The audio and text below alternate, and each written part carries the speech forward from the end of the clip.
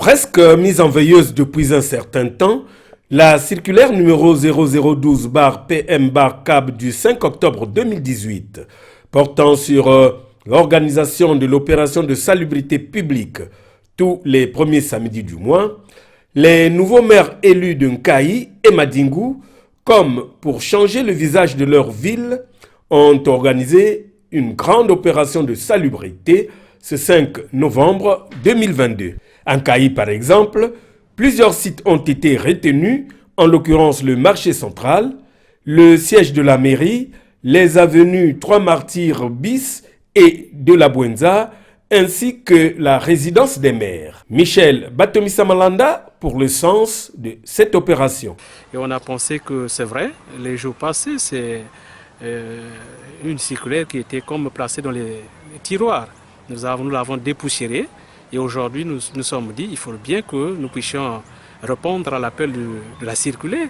Et ce que nous avons fait, et nous avons concentré nos activités d'aujourd'hui là dans différents sites, 5 sites qu'on a retenus, dans la résidence officielle des maires. Nous avons pensé travailler ici parce que pour nous, on se dit, l'autorité doit vivre là. Et vous savez que ça fait bientôt 6 ans de cela. La résidence des maires n'était jamais habitée. Et donc pour nous, le sens que nous donnons, c'est que nous voulons bien qu'une population qui doit vivre dans cette ville-là, vivre dans un environnement sain. Et c'est comme pour aussi, comme on dit, la propriété chasse la maladie. À Madingou également, l'on a observé une forte mobilisation des administrations et des différentes couches de la population. Ainsi, de Madingou Poste à la gare, en passant par le stade municipal de Madingou, ces sites ont retrouvé leur propreté dans la grande satisfaction de Fortuné Mpouela, maire de la ville de Madingou. On a besoin de rappeler l'importance de cette journée. C'est une journée capitale pour Madingou parce que nous tenons à ce que Madingou continue d'être une ville propre.